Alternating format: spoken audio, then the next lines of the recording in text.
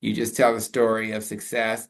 So I have a patient just like you, and I've gone as far as to give them information with no patient information and say, look at these numbers. And I cover up the name, cover up the medical record. Look at these numbers. Their numbers were 10 A1C 6 months ago. Now it's a 5.5. This is the story we'll be telling about you one day. And all they did was made dietary changes. Oh, by the way, while they were doing that, they got off their medicine.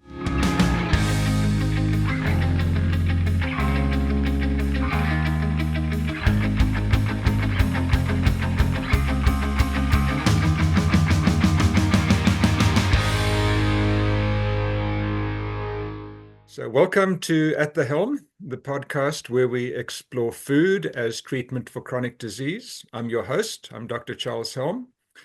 I'm really honored to be hosting this podcast from the traditional territory of the Treaty 8 First Nations in the Rocky Mountains in the foothills in northeastern British Columbia in the community of Tumbler Ridge. I am a family physician. I'm also a paleontologist. I'm therefore fascinated by things like evolutionary biology, the intersection of human health and the foods that we have evolved and adapted to eat, and why, I guess, in sort of less than a blink of an eye in geological time, we've gone from type 2 diabetes to being rather rare to being this virtually an epidemic now. It's very interesting. But today we are going to talk to Dr. Tony Hampton about the joys and challenges of providing type 2 diabetes remission services to his patient population in the south side of Chicago. Now, Dr. Hampton is passionate about removing barriers to health and equipping both his patients and his colleagues to take charge of their health. He's a board-certified family physician, board-certified obesity specialist, and he's a passionate advocate of food-first approaches in treating diabetes, obesity, and generally improving metabolic health. As if that's not enough, he's the author of a book called Fix Your Diet, Fix Your Diabetes. And he's a host of his own podcast with 190 episodes to date called Protect Your Nest. And that's an acronym, NEST. We'll get onto that, I hope, in a minute.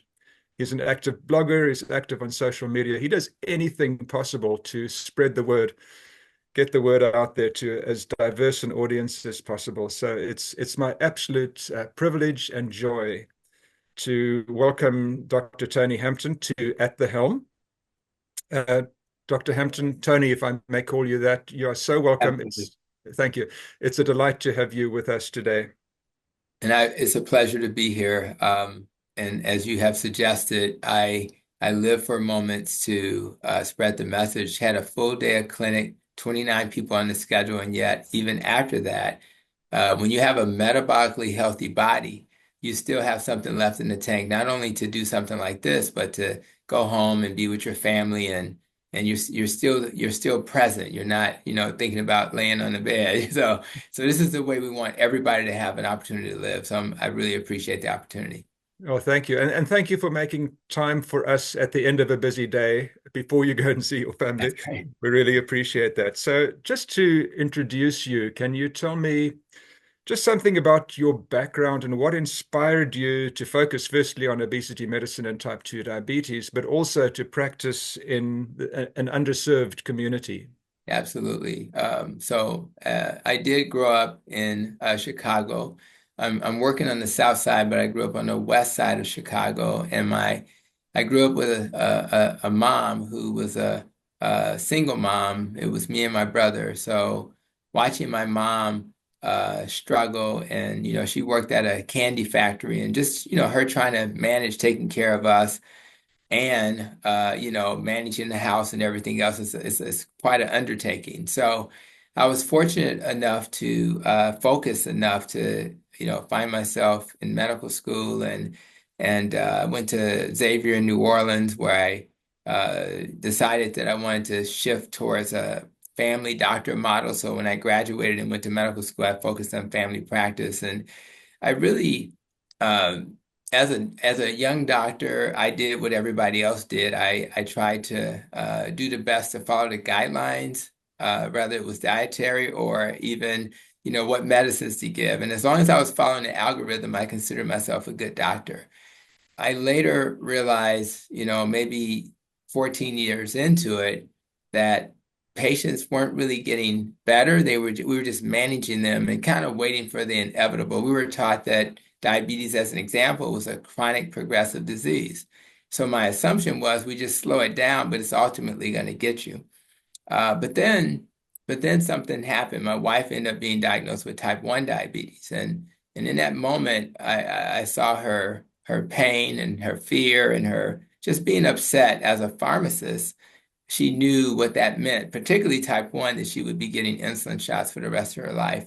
So that's when I decided to do a little bit more research. And that's when I realized that even for a person with type 1 diabetes, if we have a pretty good diet, we can avoid those peaks and troughs and manage her blood sugars better. And then I later realized when we realized that low carb diet was the best way to do that, that it was also helping me. We were vegetarian, and I shifted to low carb because that made the most sense based on the evidence.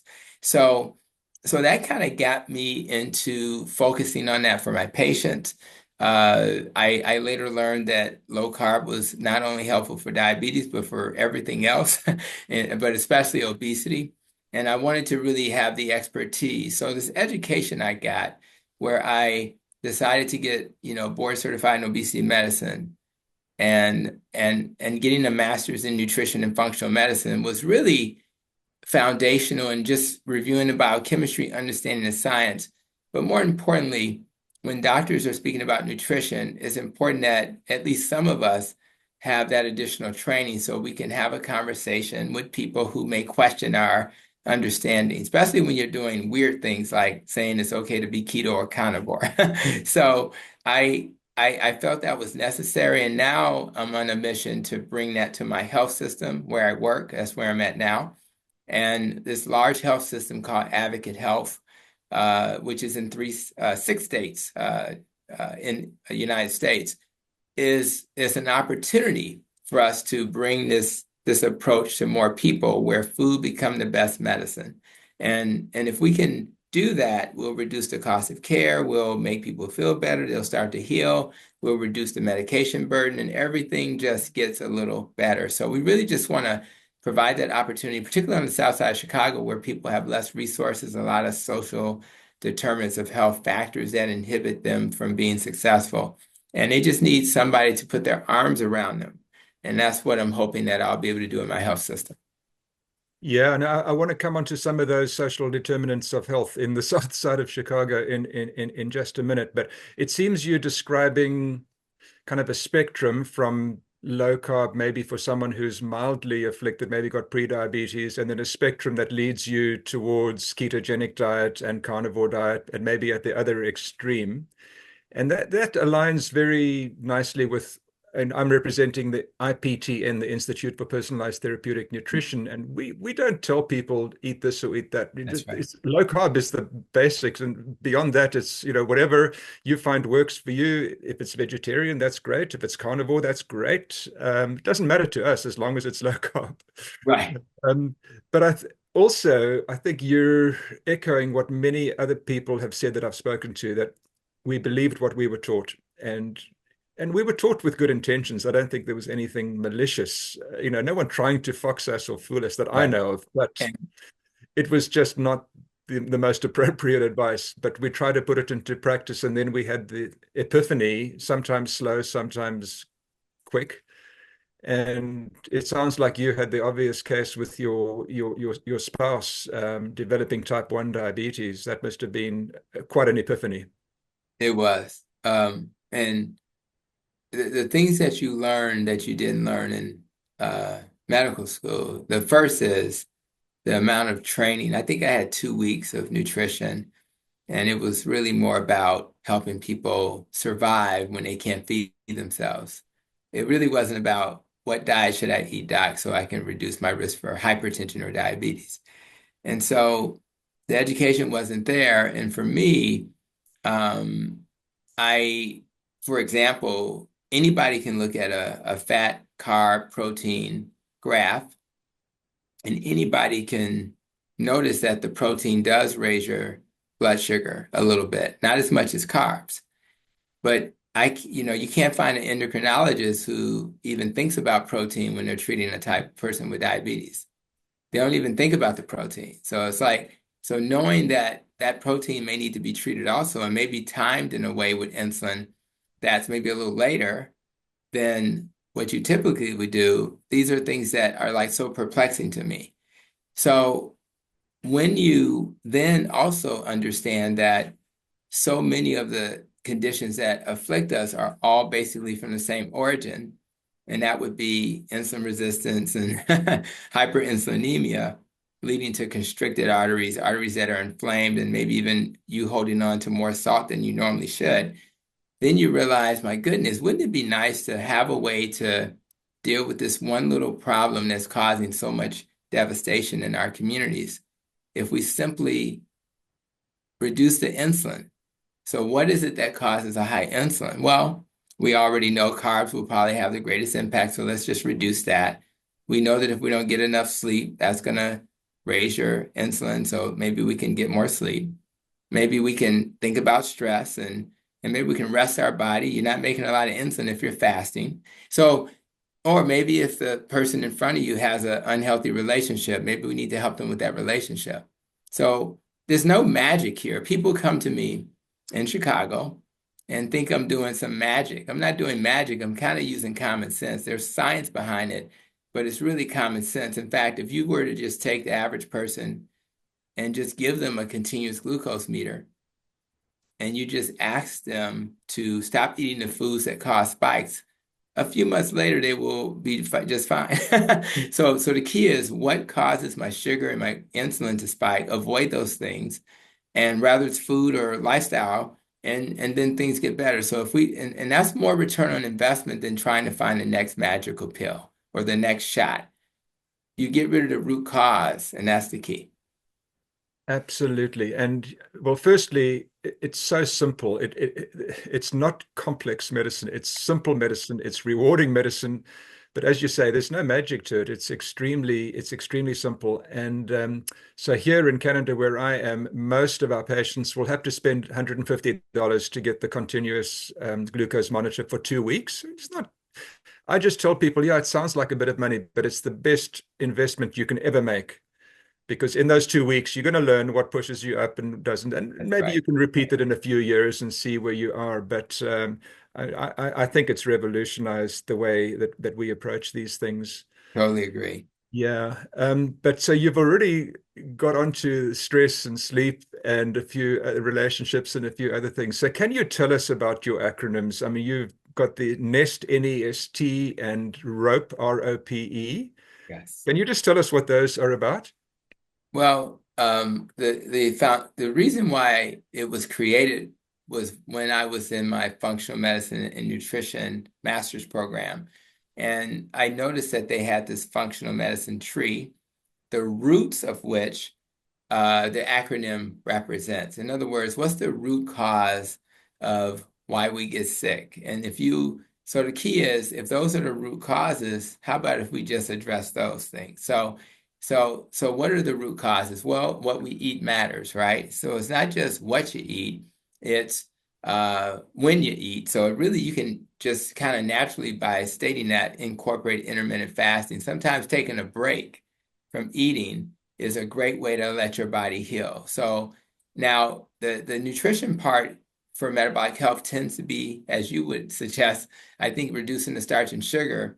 The biggest drivers of hyperinsulin is the main thing, but you can do that whether you're a vegan or a carnivore. Um, and the main thing is just to reduce the processed foods and things like that, and sugars and grains and things like that. The exercise is important because to be metabolically healthy, you probably should be moving. Although we don't ask our uh, people who are immobile to start moving right away, we do eventually want to get them moving once they feel they can handle it. It's a great way to improve your mood, to maintain your energy level. And it's just an easy way to increase longevity. In fact, one of the leading causes of early death is not having muscle mass and falling and cracking your hips. So you need to have a little muscle. It's kind of obvious that less stress and more sleep with that S and that ness are important. If you don't get enough sleep, that's stressful to your body. Cortisol goes up. Stress causes cortisol to go up. And of course, then you're going to produce that glucose via gluconeogenesis, and that's going to then lead to glycation, insulin resistance, etc. Your thoughts are so important. Rather than getting in front of an audience and making a speech, or just not having self-limiting beliefs, that's really important in our success. So our thoughts are really important. And if I've had trauma, which is another representation of a T, I need to recover from trauma. I can't expect a person to do a low carb diet who's suffering and in a traumatic state. And then we have to get to the tree, so we needed a rope. So the rope talks about the R's for relationships, and it's so important to have meaningful relationships that provide support. My wife, when I go see her tonight, she's my support structure, but she's also the person who makes me accountable. So you need a little bit of both, and I appreciate her for both roles. You want to avoid things that harm you, like organisms and pollutants. And that could be like in America, we still have a lot of dyes and things like that. Hopefully, they'll address that with the new administration. But we have things in our food that shouldn't be there that you don't see in other countries.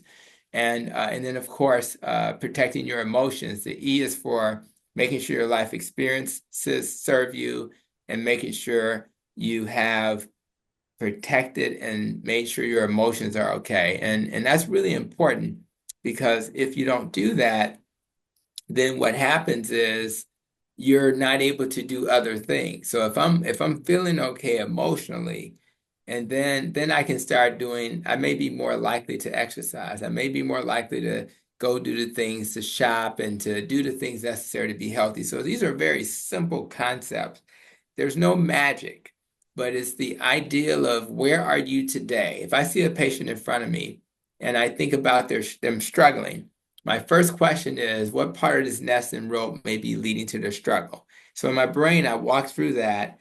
And then if I find a problem to solve, I provide a resource to help them solve the problem.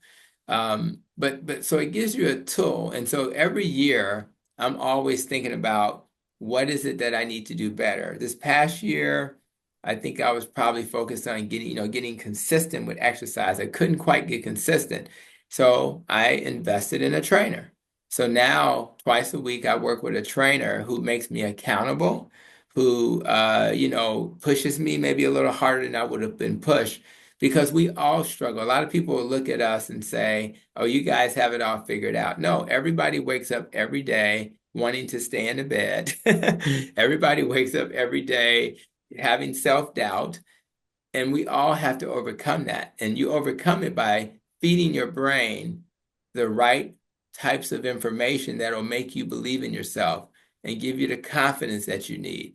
And then you can go do extraordinary things, because we're all capable of extraordinary things. So to me, it just gives me permission to give my patients grace, to be empathetic, and to recognize that we're all in this together. So if we can support each other through this journey, problem solve together, and stay focused on a long-term goal, we can do great things. So this has been I was just trying to pass a class, but in the process of doing that, this great acronym showed up, and I said that would be a great thing to talk about as a podcast to protect our nest. So I'm really grateful that I figured that one out. Well, that's wonderful. Yeah. So, and basically, feed your brain what it needs. That's the basis for everything else. That's right. But and so I think many people, when they look at your acronyms, they might say, "Well, no, isn't it all about nutrition, getting people into type 2 remission?" And it is about nutrition, but it's about all these other things as well. And Yeah. if you just, nutrition is not an island unto itself. If you just focus on the nutrition, you might get some people into remission, but you're going to lose out if you're not focusing. And that's what I love about the way you're approaching this. You're looking at the whole person, Yeah. Yeah. and that is just so important. So, are there Are there myths that you have to kind of bust these myths that people, when you talk to them about how to try and get their type 2 diabetes into remission, they say, no, but I'm thinking now, I'm scared of eating fat because I've been told not to eat That's fat. right. What, Yeah. are there things like that that you have to kind of correct people? Yeah, the fat thing is ongoing. I had that today. A cardiologist saw a patient of mine today, or had seen him, and they said, Doc, I saw the heart doctor as you advised, and they said I need to do skinless chicken, and they went through the whole 9 yards, and so what I did is what I'm recording this on is a cow. It's a computer on wheels, so I can actually, raise it, lower it, and I turn this thing around, and I turn it around, and I'll go to the College of Cardiology, Journal of the College of Cardiology position statement on fat, and I'll show them that they have put out a statement after looking at the randomized trials and some observational studies that there's no correlation between saturated fat and heart disease, no increased mortality. Oh, by the way, it reduces your risk for stroke. So I do have to share that with them. Many times I'll print that out and then I'll say to them, the thing that's going to hurt you immediately are those spikes in your sugar. So let's eat the things that don't spike your sugar. Oh, by the way, if you look at a fat, carb, protein graph, the thing that barely moves the needle at all for your sugar is fat. So if there's harm from fat, it's not going to harm you today. It's going to be down the road. But more importantly, um, here's the very respectable organization aligning with what I'm sharing with you. And I just tell him that these doctors are brilliant, but they rarely spend a lot of time and energy looking at nutritional studies. That's just how we've been trained. It's mostly about medicines, procedures, and they look at those studies. So therefore, most doctors are not up to date. It's outdated what their belief system is. So, but that does not mean that that's not a really good doctor. Uh, it just means that they just hadn't paid attention to things like nutrition. But that's why I got the master's in nutrition, because sometimes people knowing I have that extra training, it validates it a little bit more. Sometimes you validate it with storytelling. You just tell a story of success. So I have a patient just like you, and I've gone as far as to give them information with no patient information and say, look at these numbers. And I cover up the name, cover up the medical record. Look at these numbers. Their numbers were 10 A1C 6 months ago. Now it's a 5.5. This is the story we'll be telling about you one day. And all they did was made dietary changes. Oh, by the way, while they were doing that, they got off their medicine.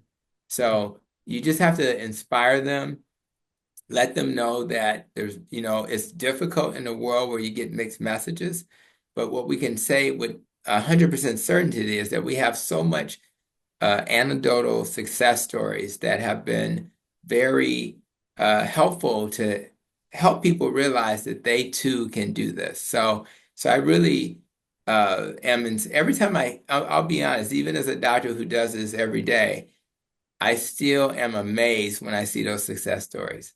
After spending years seeing nobody heal, and now I'm seeing it every week. It's perplexing. And I'm like, I feel like I'm in the twilight zone. And I don't want to ever go back. Yeah, it's the most fulfilling, joyful medicine there is. I mean, it takes me just right back to the reason I became a doctor in the first place. This is what I thought I would be doing. And I then I think we spent all many, did. many years believing what I was told and doing something else. That's right. And that's why we have to make sure other doctors hear this message, and that they are open to a different approach. And they get excited when they hear stories of healing. Yeah. And I love the way you're saying it. You know, you're not telling your patients, don't listen to that guy. You're just saying he's a very, very, very good doctor, but we all have to do our CP, professional development training and That's right. continuing medical education. And it takes time to catch up on things, and That's right. That's some of right. us take longer than others. So it's That's not right. to criticize our colleagues, really. That's right. We Um, should, because again, that E in the rope, life experiences. My life experiences changed when my wife got type 1 diabetes. They may have never had a personal experience or someone in the family or a patient that made them question conventional thinking. It's the questioning of conventional thinking that changed us and push us in another direction. Yeah. So you've mentioned the joy of seeing people just their numbers improve like that and their whole lives improve. And the other thing that I find, just by the way, is I know that we're focusing on diabetes here, but we're also going to improve mental health and maybe some joint pains and other chronic diseases down the road, and maybe even prevent Alzheimer's disease. Who knows? Because the root is the same for That's right. That's all of right. these things. Yeah. That's right.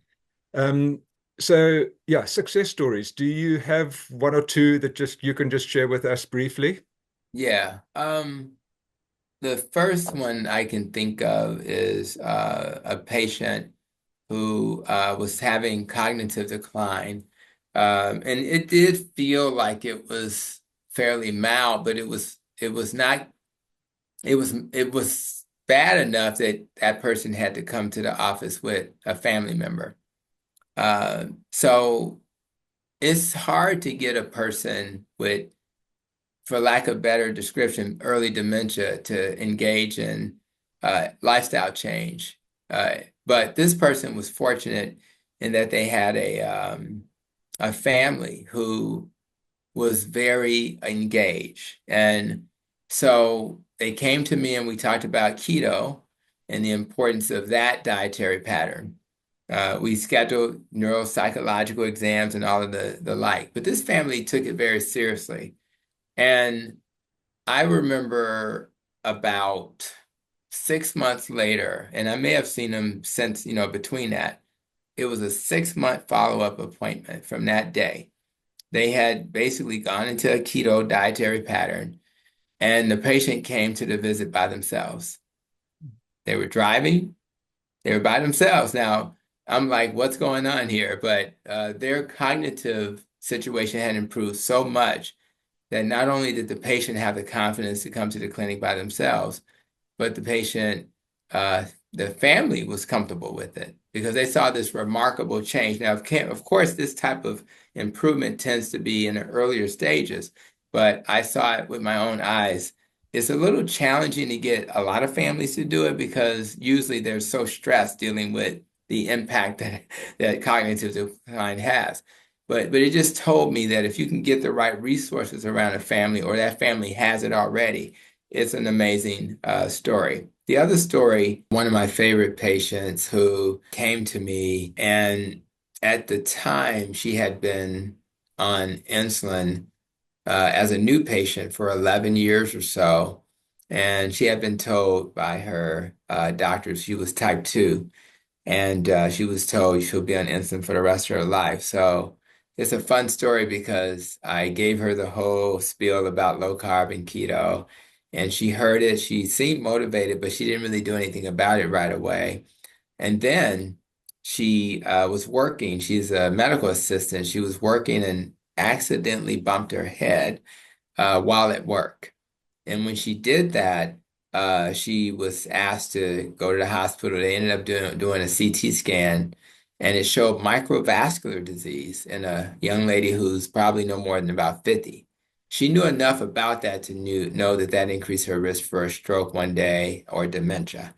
So she was very motivated after that to make the change. She adopted a keto diet, and also I think she was a smoker and she stopped smoking. Um, 45 days later, she was off insulin. The same medication they said she would never be able to get off of. Not to mention she lost weight and everything else got better. And what this tells me, whether you're talking about dementia or you're talking about type 2 diabetes that can be put into remission, it restores hope. And my wife may need to have insulin for the rest of her life, but she'll also have A1C that's in the normal range, which means she won't lose years of life. That's typical for a person who has type 1 diabetes with an average A1C of 5.6. The person who's having this cognitive decline, whether it progresses eventually or not, they have now regained years of normal function. And and the reality is it's a lot of work for a family to take care of somebody with cognitive decline. So now that family gets a little bit of a break, that patient feels hope. And of course, the burden that's on healthcare, what does it cost to have somebody on a continuous glucose meter or to have to stick themselves? I mean, just one little test strip is $1.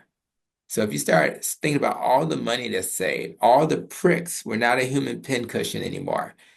The diabetes distress, the emotional impact that occurs when you have diabetes. Just worrying about, am I going to have a low sugar today? Am I going to have a high sugar today? Am I going to have mental clarity? My wife likes to act. Is her mind going to be clear to remember the lines of the play that she's going to be? She'll be practicing for a play this weekend.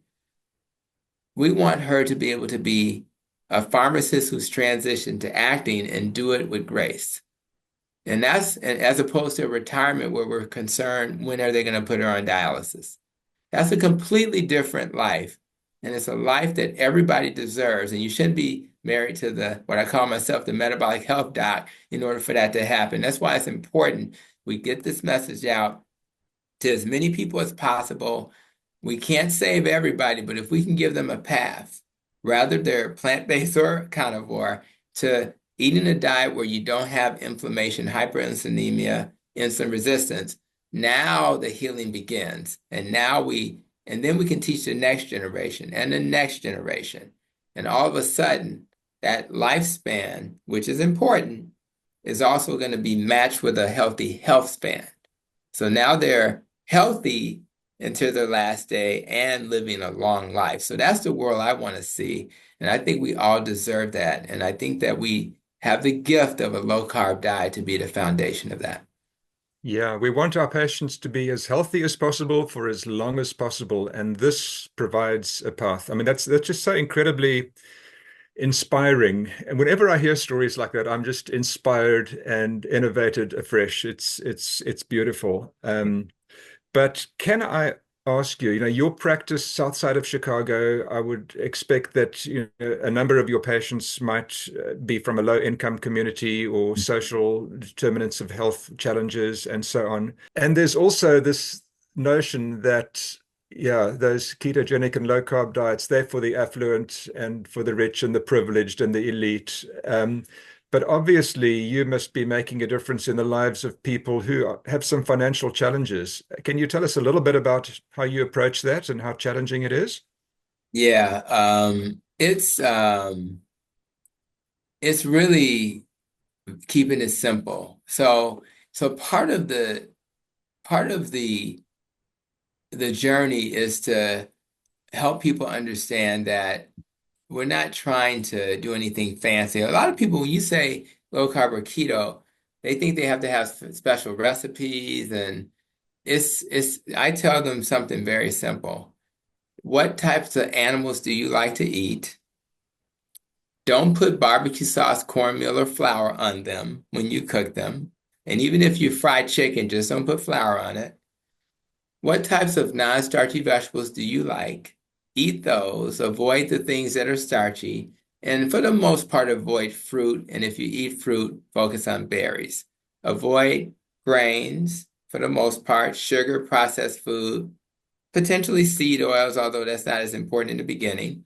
And just keep it simple. You don't have to eat ribeye. You can eat ground beef. And because you're going to be full, you can eat that without having to graze like a cow. You can eat a generous, the equivalent of a nice juicy burger without all the add-ons, and you're going to be fine. So I think them understanding, because they've never lived in a world where they were uh, full. I mean, I literally, I think I'm going to share something we just announced. So we had this big announcement in our health system on the south side of Chicago.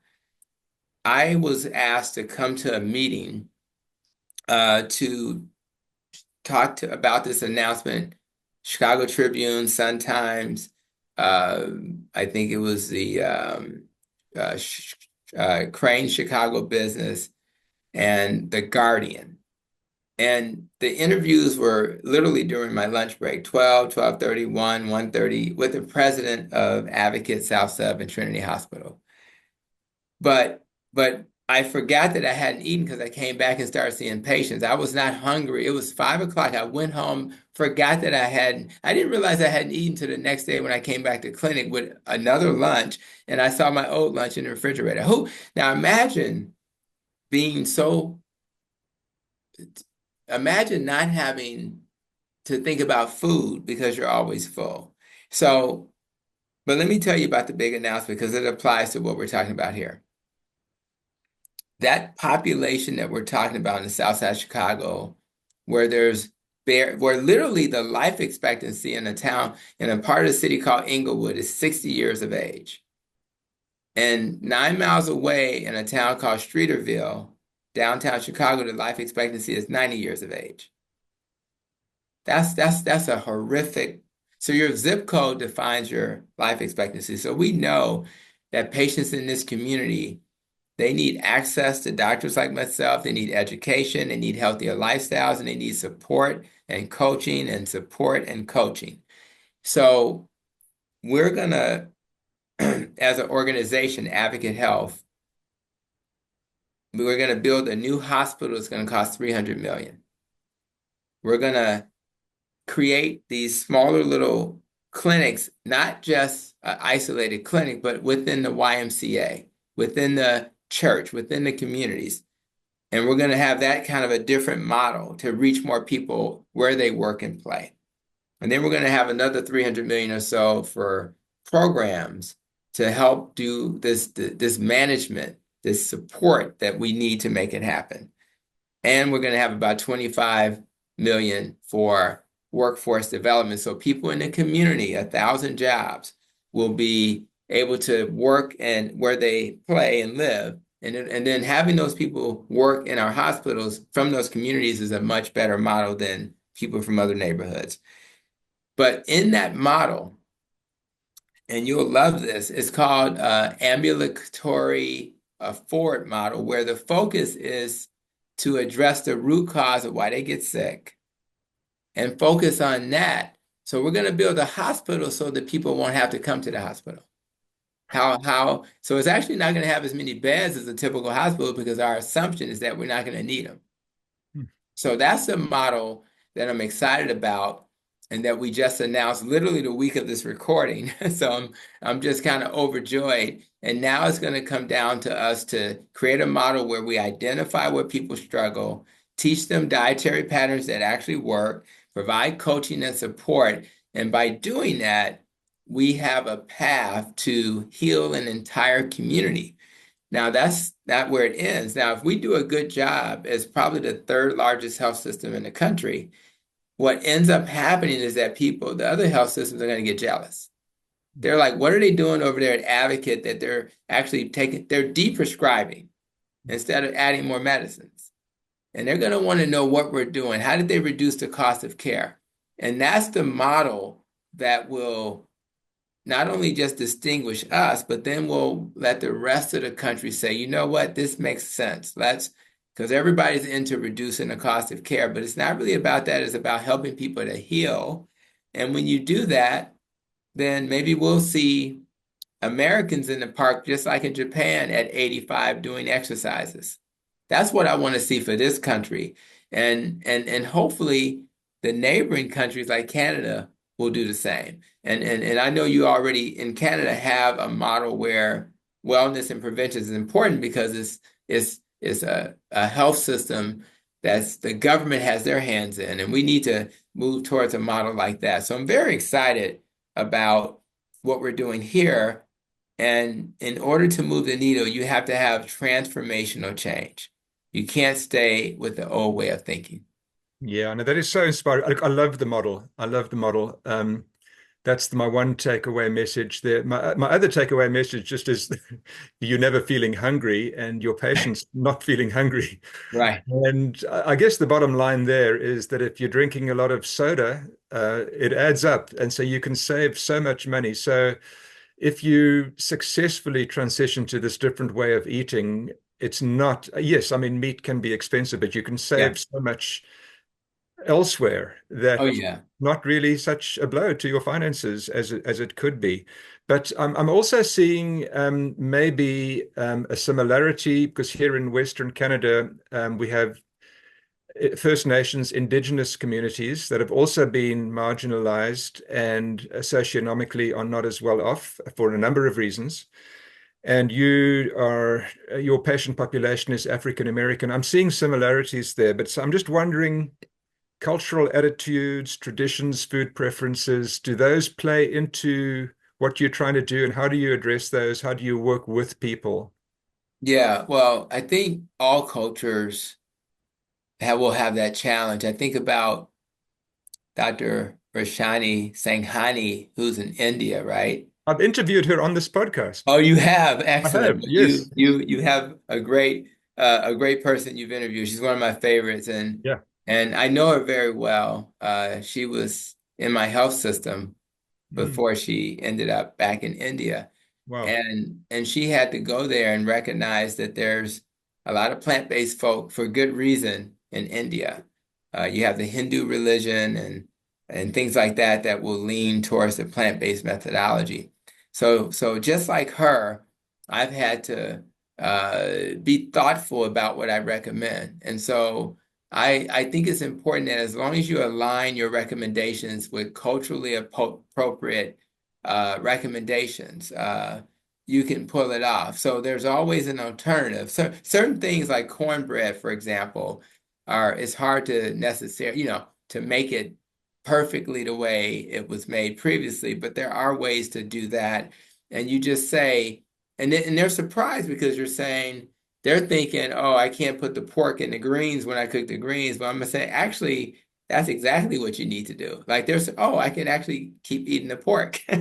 So, and I remind them that in those blue zones that are supposedly plant-based, which are really not, they eat a ton of pork and they have the centenarians who live to 100. So what I do is we always talk about how can we find an option that aligns with your current dietary pattern.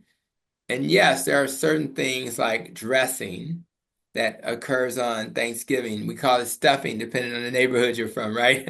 And ultimately, we decide, are we going to have a moment of indulgence? Is it safe for that person, a person with an A1C of 12 in America, that's probably not a person who should indulge too often.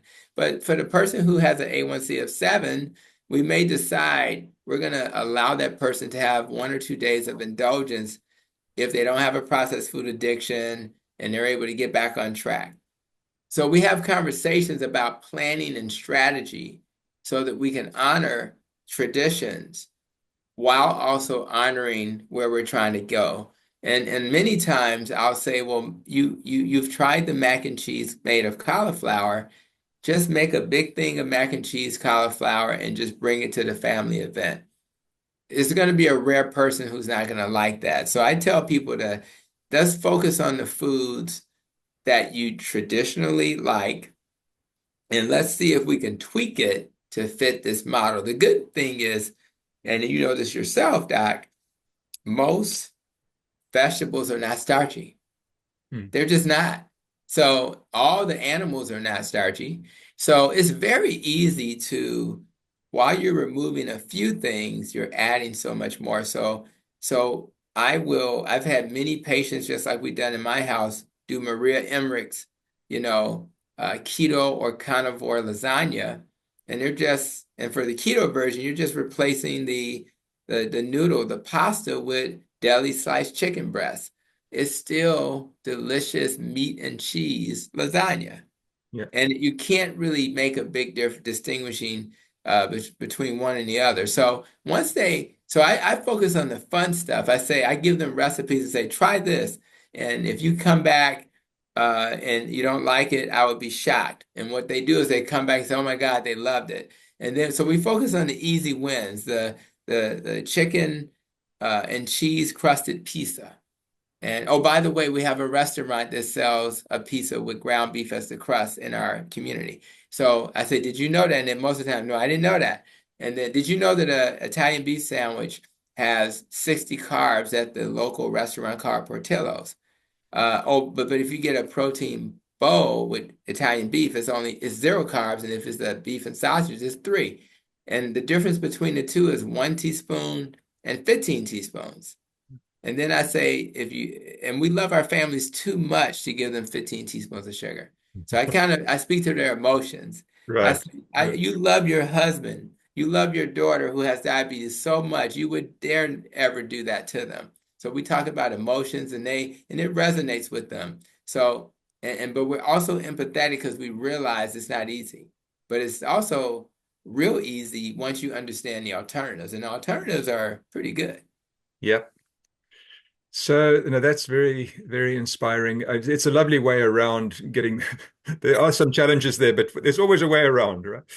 But I'm also interested, are there people in your patient population who maybe have had negative experiences with the healthcare system in the past, and you now want to build trust with them? How do you build trust? Because that's a challenge here in Canada as well. Yeah, it's hard.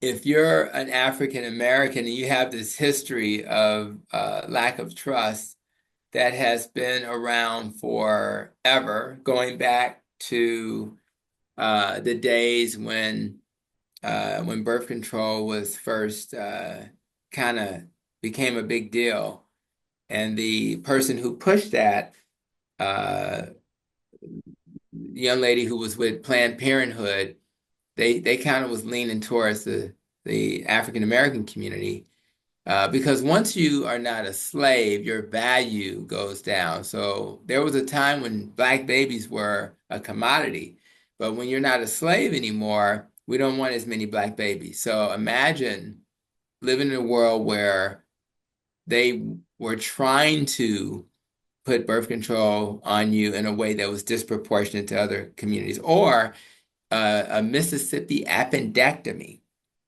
And in that setting, you go in for a surgery and they actually do a hysterectomy on these young women without their consent.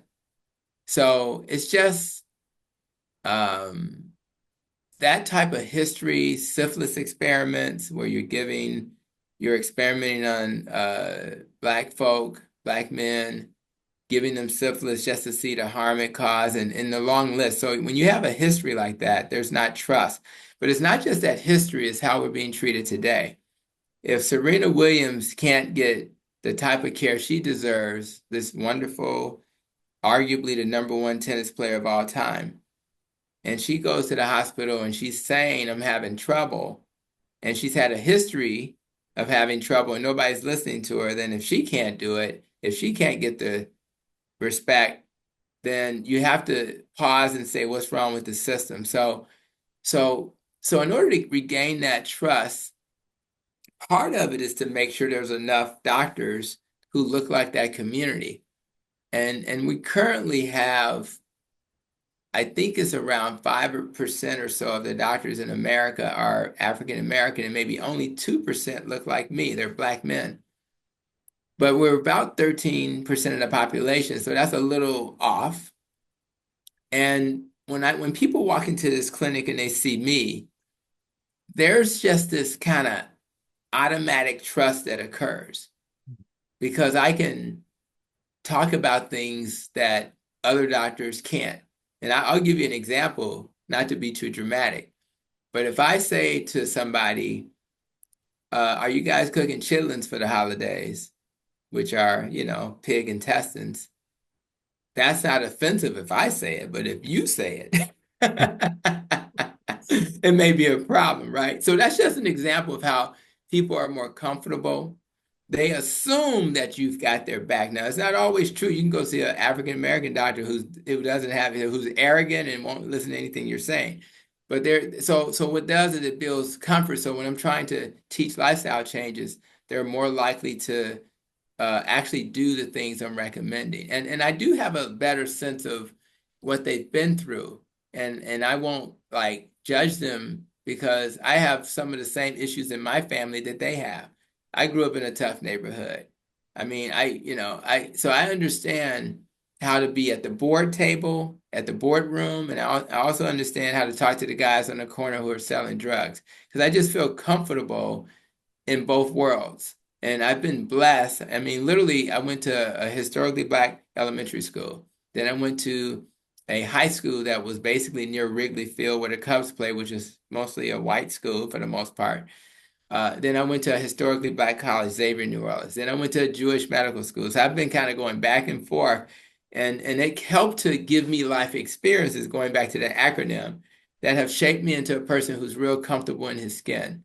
So rather I have a patient in front of me who is from a completely different culture or one that's from my culture, I feel comfortable. And that's all we're asking people to do. And you don't have to be an African American Dr. Hampton to engage that community. Some of our best doctors in this clinic are not African American in terms of who the patients love. You don't have, but it is important that there's some representation so that people feel like their babies can one day become Dr. Hampton. So I think it's important, and they feel proud. They're proud to have a doctor from a community that they're from, and I feel very privileged. I still pinch myself when I think about where I grew up, and then I think about where I am today, and that I would dare go to a conference, and when I walk through the door, people are asking me for their autograph. I mean, how dare they do that? I mean, everything's, and you just pinch yourself. You're like, how did I get here? And I say to anybody who's watching this, if you have a purpose out there, live in your purpose. And for me, it's about teaching the benefits of achieving metabolic health, primarily with a low-carb diet. And once I found my purpose, everything got easy. So every job description I ever have in the future has to be aligned with that purpose. Mm. Yeah, that's amazing. And I'm hearing more and more commonalities and similarities with what we are facing here in Canada.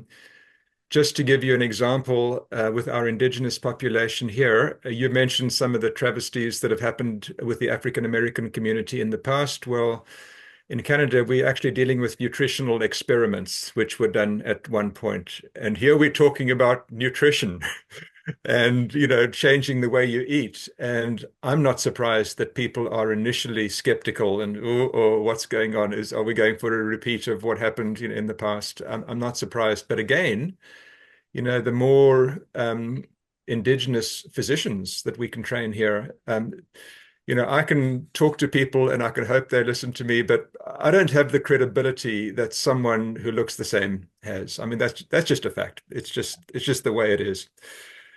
So thank you for all of that, and I love the fact that you're pinching yourself with all the success that you've enjoyed. And you've kind of, in wrapping up here, but you've kind of answered this already, but just I'm so impressed by how motivated you are just to keep going. And I think you're sharing the successes here today, but there must be many setbacks on the way as well. But what keeps you just so motivated to keep on doing this remarkable work?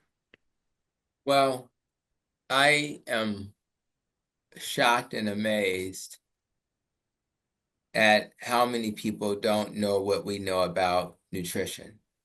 Um, so even today, as we celebrated, the holiday season, I sat down with some of my clinical colleagues, and you start to share some of the things that whether it's about saturated fat or any of those types of myths that are out there. And my colleagues simply don't live in the lane that we live in. So part of my motivation is how do I get more clinicians like myself, doctors, nurses, pharmacists, advanced practice clinicians, et cetera, to know this information? Because the average clinician may have 2,000 to 2,500 or even 3,000 patients. So in order to have the butterfly effect that we need to get more of them doing the things that we are trying to share. And do it again with empathy, by building rapport, by coaching, and by, some accountability and giving people grace.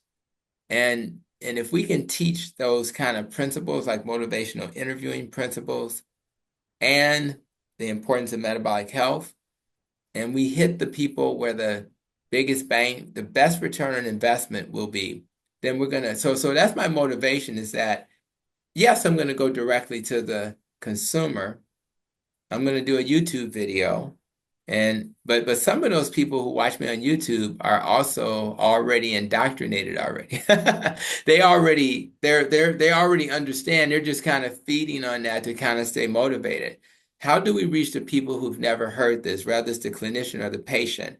And that's why I want to be one of the first people in the low carb community to do this in a health system, in a conventional health system, because I think the impact will be widespread. So that's why, and we're just getting started. When I announced about our ambulatory forward model with Advocate Health, that model we haven't even started yet. So we have so much work to do, and I've been waiting for a very long time to have an opportunity to spread that message. So, and then if we do a good job, and we even went to talk to the USDA recently with Dr. Mark Cucuzzello and others, if we're able to use this as foundational, and then we can talk to the USDA and the Congress people, and we can start moving the needle, we're going to do great things. So that's why I'm really motivated, because there are so many people who've never heard this message.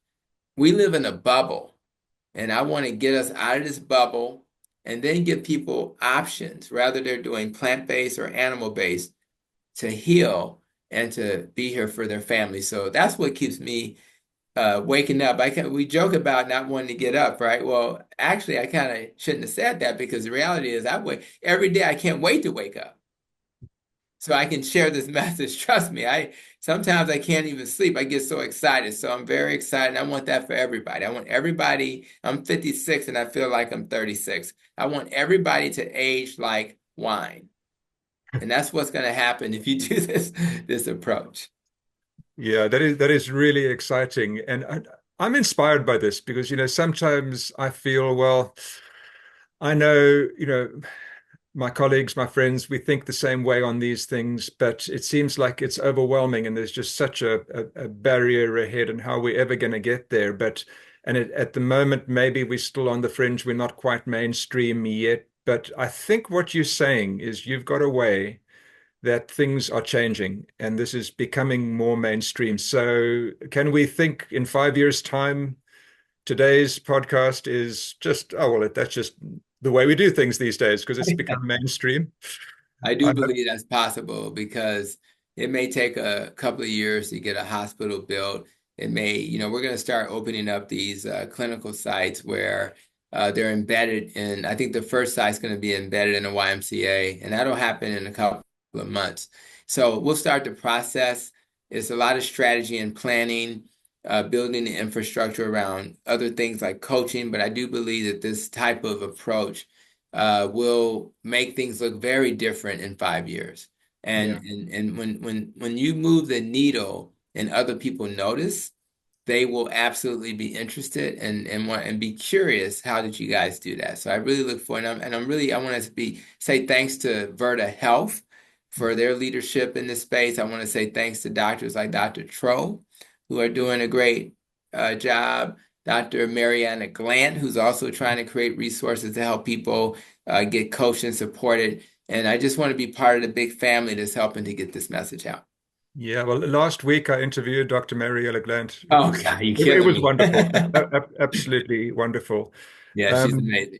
yeah, and so just a final question that we can put into the show notes. But how do people, if they want to learn more about your work and what you're doing, can you give us a few sites for them to go to? Yeah, I think the easiest way is my link tree. So we'll put a link for Dr. Tony Hampton link tree, and they'll be able to search that. That'll pretty much have all the links that are relevant to the work I do. I encourage people, I put a lot of energy into trying to do short videos and podcasts on my YouTube channel. So the YouTube channel, which is just my name, Dr. Tony Hampton, is a great place to get some, 5, 10 minute videos and obviously interviews of this length as well. And the goal is to keep feeding yourself so that you can get few nuggets in your head.